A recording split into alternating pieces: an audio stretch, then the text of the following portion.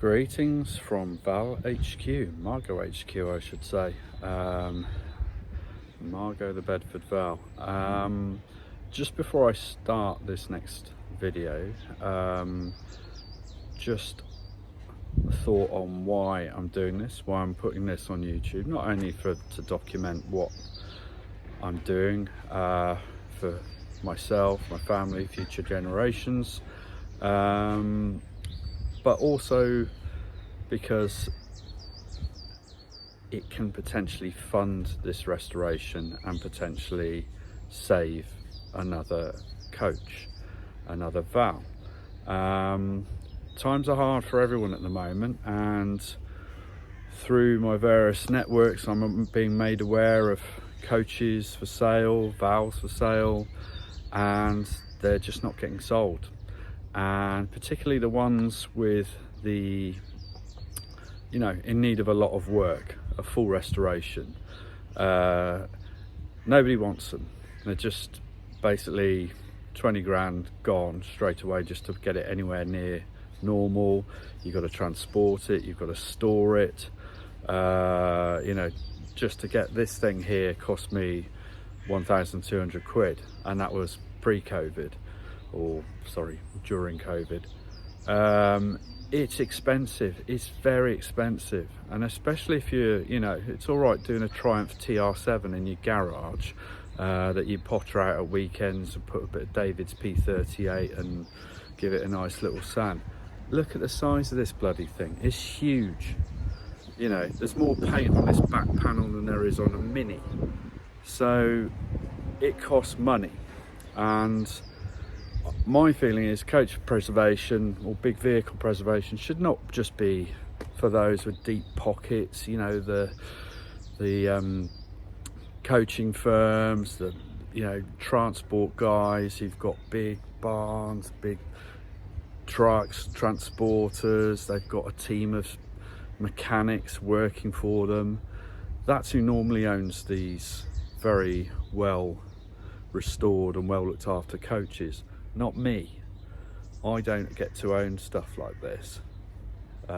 So you can help amazingly, whether you never watch another one of my videos again, whether you don't like the content, just click subscribe and like, and that will help me get some funds to put into saving this thing so that another Bedford VAL stays on the road.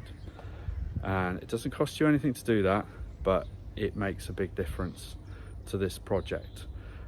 Just give you an idea, I think YouTube pays around $30–40 for I think 1,000 views of a video, something like that. I don't know, I'm not crash hot on it, but that's useful. That's that's a litre of paint.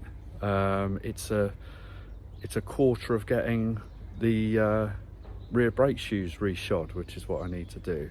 So you don't have to give me money, you just click subscribe and that helps. So please do that. I cannot thank you enough if you do that. Right, on with part 2 of the repaneling of the driver's side. I had to cut it short last week because suddenly somebody started a sawmill up and a generator in the back of the barn here, which wasn't there before, and basically I couldn't hear myself speak, and I couldn't record anything essentially. So I'm going to flip now to front view and show you where we're at on this side and what's left to do. Right, so as of last week, before noise interruptions cut everything short, we made up the new ash frame, the new legs. I cut this panel to suit, put a joggle on the edge ready for the next panel to go over it. All of these are glued and screwed. I'm going to make some little alley angle brackets just to strengthen it even further, because I wasn't able to make a proper wood joint to this because it was done after the tanks got in, so I do need to beef it up a bit.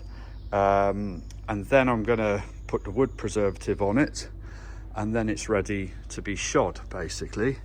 So the panels I will paint with etch primer off the vehicle, because I want the etch to be on both sides, and that then basically neutralizes the corrosion of the aluminium, gets the oxide off it so it can be painted. Then I'm thinking I've got a couple of options, and one of which I really want to try is coach enamel, which can be applied by roller and then brush with a downward stroke, and it leaves a surprisingly sparkling finish like that if done properly. So I want to have a go at it, because again, that could save me a ton of money in getting this whole thing transported somewhere, painted, brought back. If I can do that in situ here and have a reasonable enough job, I will be happy with that as a first pass. Now, I marked up my fuel filler tank cap, which was there. I do need to take something off the wood, which I will do because I've got it pushing out the panel there. What I did see was that this rear arch panel needs to go about 10 mil that way, and what I'm going to have to do is cut it and then re-joggle it down there so that it's basically 10 mil forward and this panel stays where it is. Reason for that is I've noticed the tub is showing there, and I can feel it's about 10 mil behind there, and also this seam line here is a little off cock as well.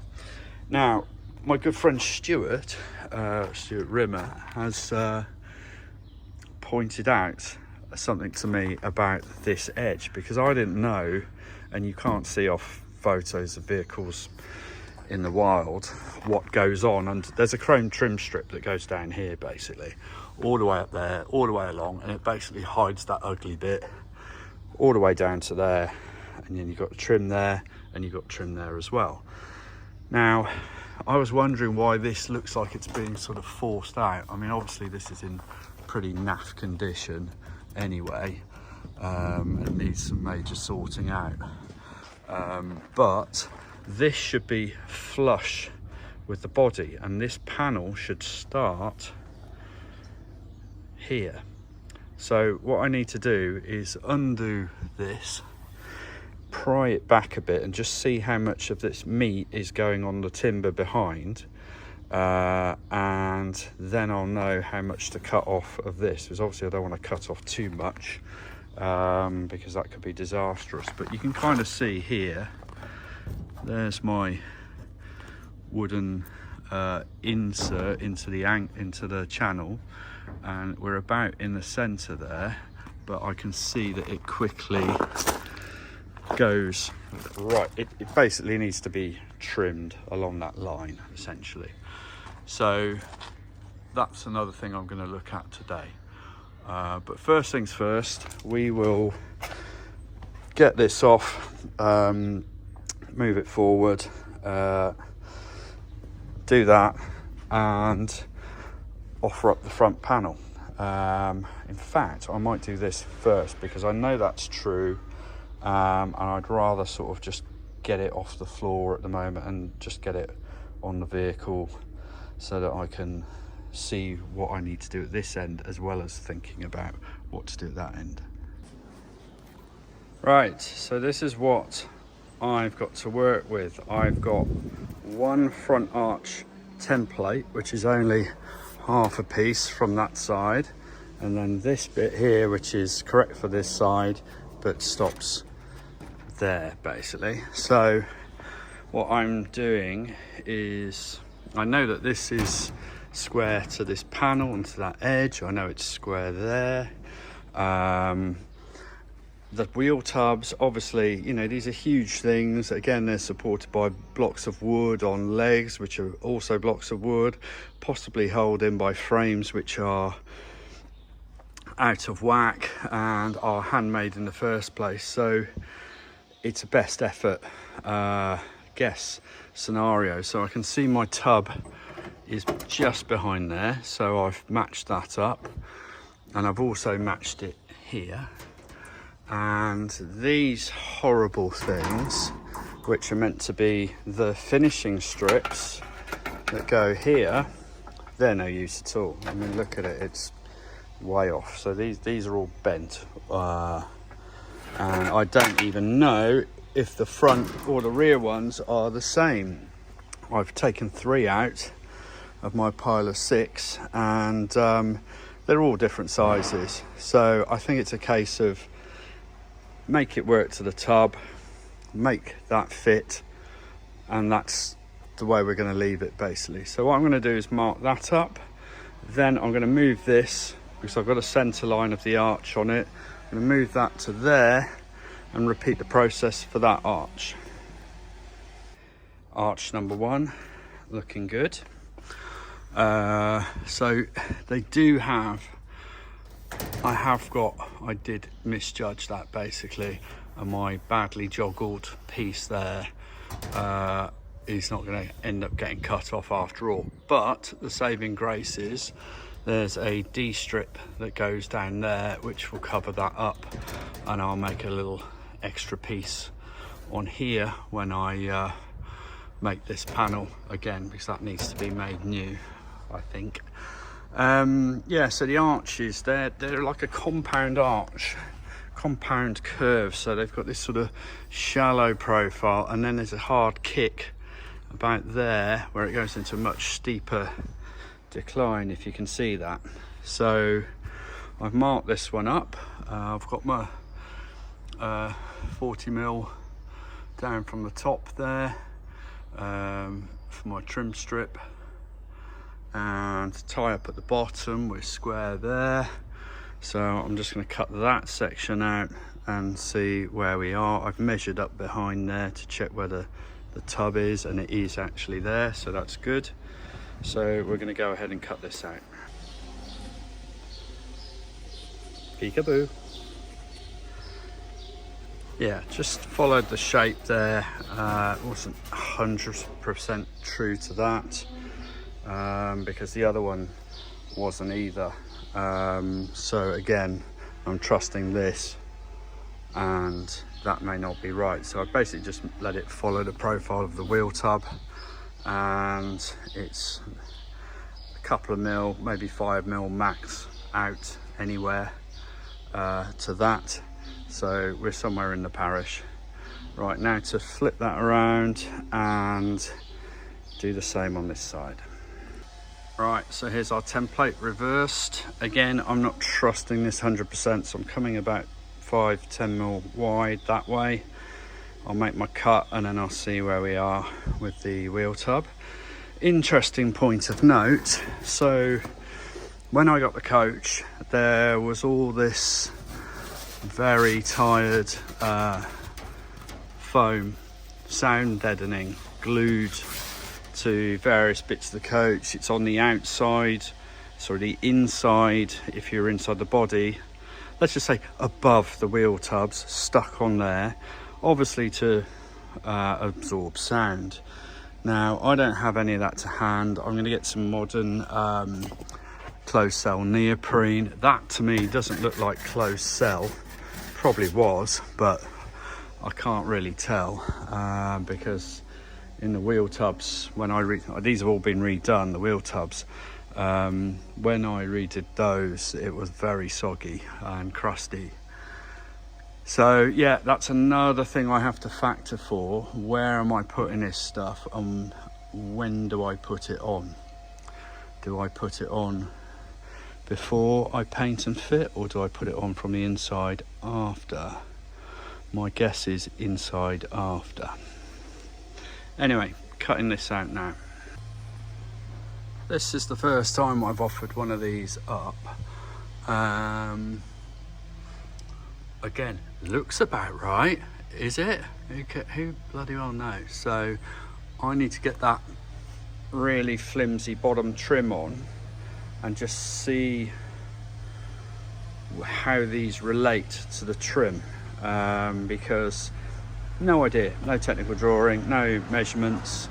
I'm just going to basically fettle it until it looks square, until it works.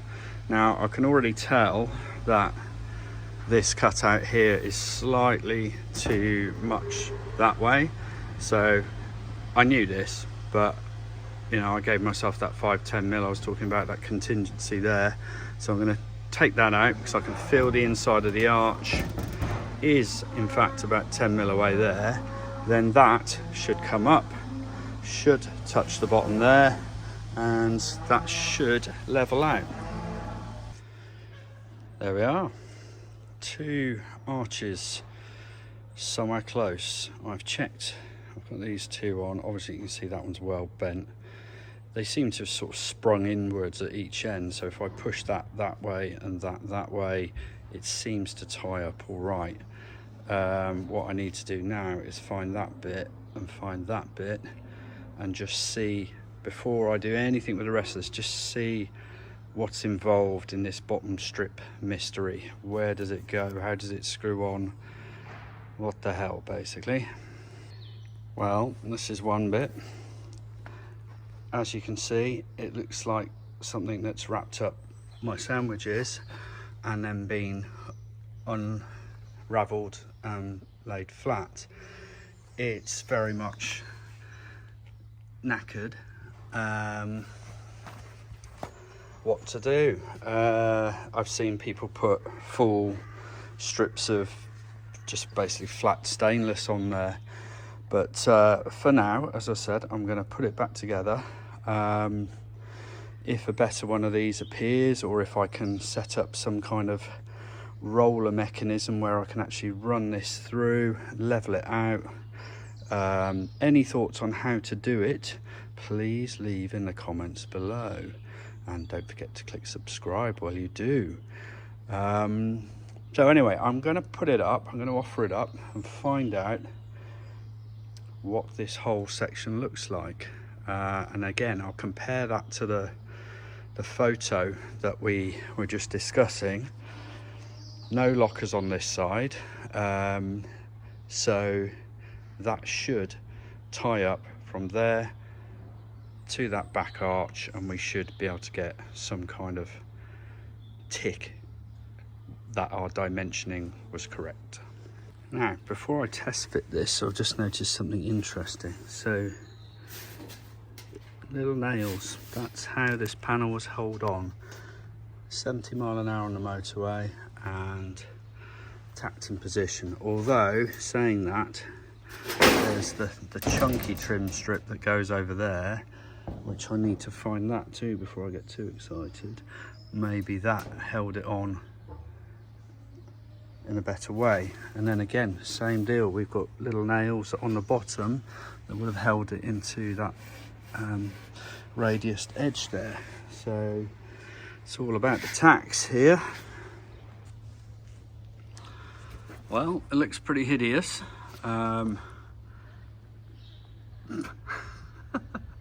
Yeah, okay, but I do have a faint witness mark here which tells me that this was there, and I've also got that hole that maybe matches up with that hole. We're pretty good along the bottom. I can feel the radius underneath there, and that's consistent all the way to the back. So basically that just needs to come there, and then I need to find that bit and also find this block trim that goes down there. It's much more chunky, it's almost like a bumper bar in a way. Somewhere underneath here in piles of dust and clag and leaves and other flammable material, that's where it lives. So yeah, let's see how that goes on, and then we can start to worry about where everything goes after that. Right, looking through the goodies box. I think it's compulsory to cover everything with a massive layer of thick dust. This is the trim I'm talking about, the thick bumper stuff. I'm guessing that might actually be the bit for in between the two front axles. And that looks very suspiciously like the bit we're looking for. Again, we've got a witness mark down there. Looks like one there as well. Not too battered, but yeah, it's all right.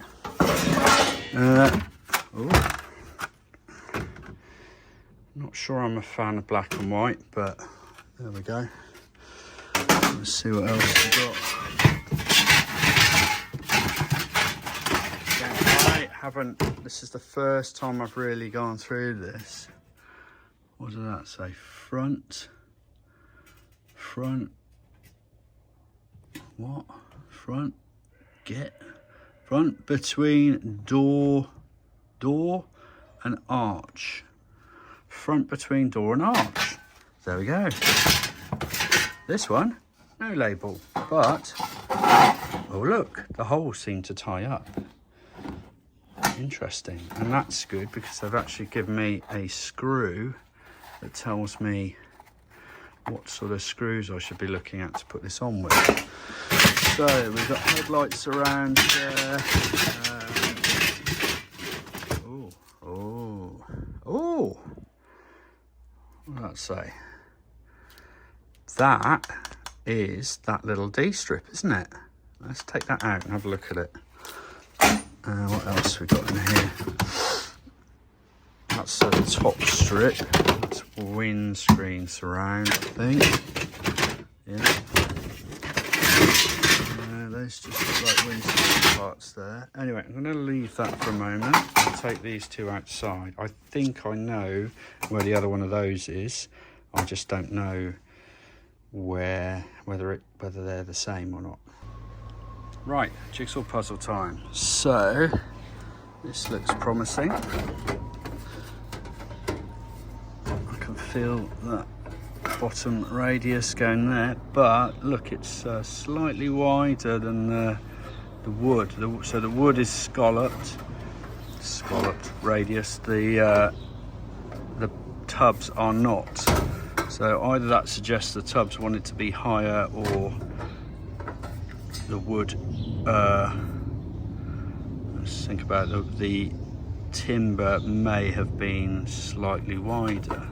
But either way, it's not a deal breaker because we're within 5mm. Now that trim goes there, and look at the shape of this. So literally got no actual square to it at all, really. It's doesn't look like it's been walloped or anything, but it's definitely not got a straight edge there or a straight edge there, but it will go there. Now here's that little tiny strip. Oops, let's get that off there. Good old-fashioned masking tape which needs radiation to be removed. So when that is snug up against there, that's what that little curve is there. Now I'm going to make, because this panel is short, I'm going to make this out of some wider D, probably about 1.5 times as wide, and I'll figure out what's going on in there. Or maybe if I remake this, I'll just bring it back and cut that back too. We'll see what the lie of the land is, but I'm pretty happy with that. So that is very close to my cutouts, is it not? Right, so here we have this coach, which is a very nice example of the VAL, and I'm just zooming in on the trim by the wheels, and you can see that that bumper bar sits atop of the, let's call it the crinkly trim beneath, and runs from front to back. You can see the fuel filler door there is much lower than mine. There's the D strip on the front door area, And these photos are invaluable. That's all I've got to work out where things go. Right, so as you can see on my coach, Margot, we're kind of the same. This we still don't really know about, but what I've found, so that looks like it's a bit lower on this side. That appears to be in the right hole. We're a bit thin there. Remember, there's a little rubber insert that goes in that channel there. In fact, I didn't show you that before. There it is. So this is the inside of the arch, and obviously the alley sits inside there. That's the outside with the little lip on it.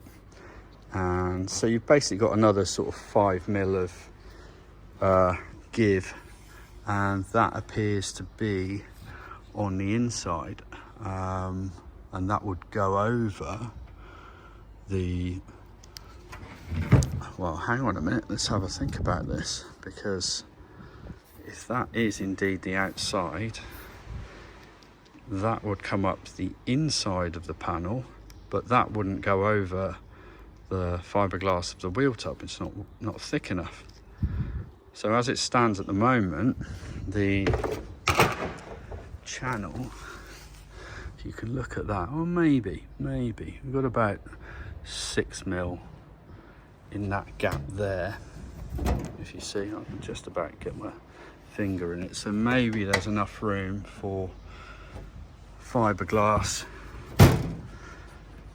to go and the seal inside the channel. I will have to consult some experts. If you know, let me know please what Plaxton did here. Write it in the comments.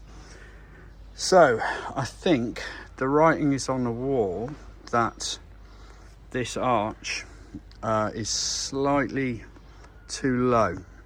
I need that hole to tie up there, and the best I can do is get it about there, but that is a bit of a telltale there. So what I'm going to quickly do whilst you're on the phone is undo the trim. That should now come off. And what I did earlier was scribe around to see how deep this alley was sitting in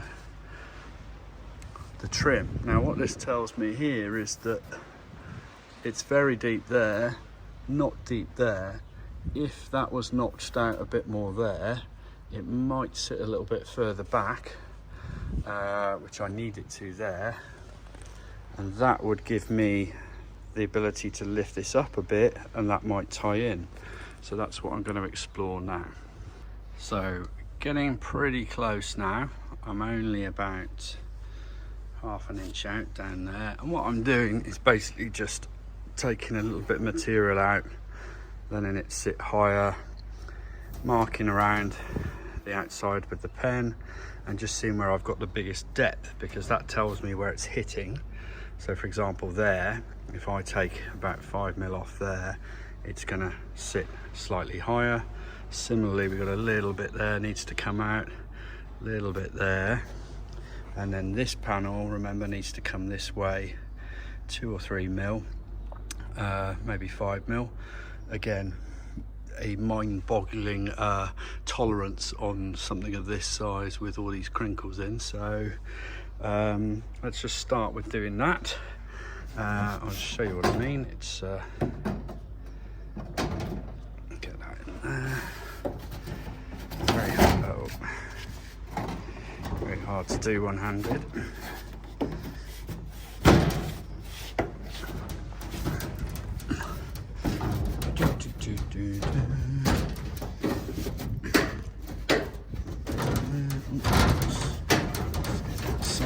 Sorry, you'll see it in a minute what I'm talking about. There you go. So we're just that far out now. You can see that edge I was talking about. So if we take that bit out there, take that bit out there and that bit out there, it should all just sort of turn a little bit backwards, and we should, with this coming this way, tie up. So starting to look like a coach there. There's my fuel aperture. I'm going to line that with some alley sheet and bond it all in, and yeah, went in very easily. So I'm now cutting the rear wheel arch panel. I'm taking that 10mm off, as I said, and then I'm going to re-joggle this strip. I'm chasing this giant jigsaw puzzle literally around the vehicle. So in order to put this on, to know where that wheel arch is cut out correctly, I need to know where this goes in relation to the back bumper and this strip here. This isn't rounded off, this has been remade by the looks of it. I've got an edge there, and I've got one there. I've also got this thing. We'll go into that in more detail in another video, but yeah, so basically I need to figure out I'm going to put the back bumper on, assuming that that is in the right position, and see where this sits in relation to that before I adjust the position of this, and before I check my wheel arch trim there. So more chasing basically. I've got to put a brace piece along there to take that, and to take the trim that sits there that should go along to there. Again, I'm just doing this off pictures, don't really know. We do know that this, that's an old reflector mark there, sort of goes there somewhere. Maybe I can find some witness marks or holes or something, which but the thing is, this has been basically changed, so I'll cover this again in another video. This is an original Panorama Elite boot. Hinges there, cool to open, and basically double skin with a foam interior, something like that, and there's your boot latch. This has been joined together. The cutout for the sign has been made into part of the boot basically. The bottom has also been fused to what was the boot as well. Now that makes it hard for me to know where anything is, but you know, I think it'll be all right just with the bumper. But this is a whole big thing I've got to tackle, and my intention is to basically have this either lift on hinges complete with the bumper, or to have up and overs like modern coaches. And I've actually got these frames off of a Van Hool which are up and overs, which I can then effectively make into something for this. But what I need to do is just make a maximum height basically, and you know, if an up and over sort of goes up and then still leaves me sort of 4 inches hanging down, I want to be able to get things in and out easily. So I've got to make all the lips, all the seals. I've got to strengthen this because that's literally only single skin at the moment. It's not got that thing on the back like this has. So yeah, it's a real challenge. So that is much better on that side, isn't it? That's a good 3-4 inches round the corner. So that's a clue. yeah, that's been broken off, hasn't it? Okay.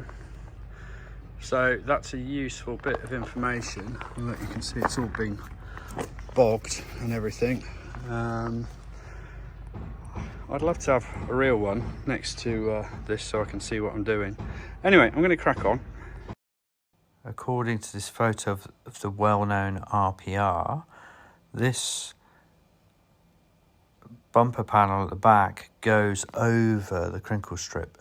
Right, so according to that picture,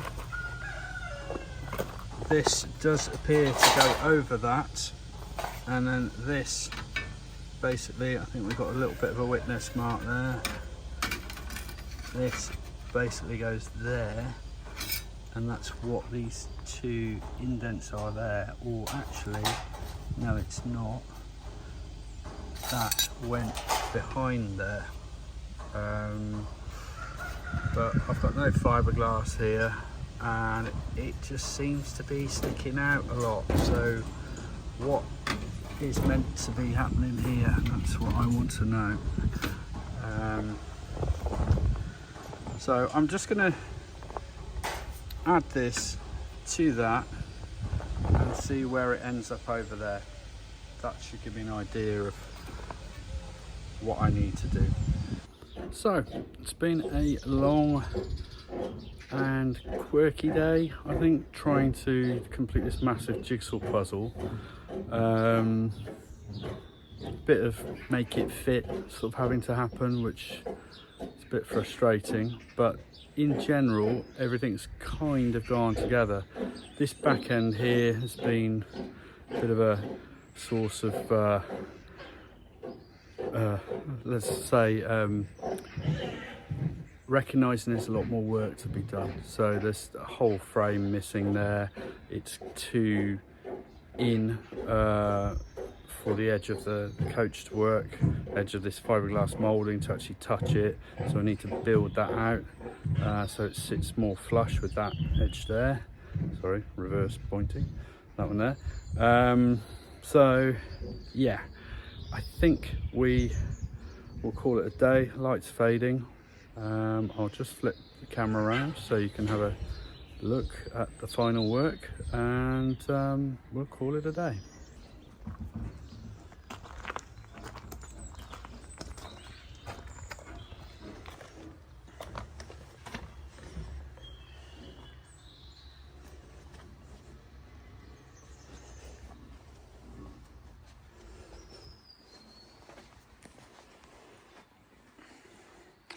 Looks more like a coach now.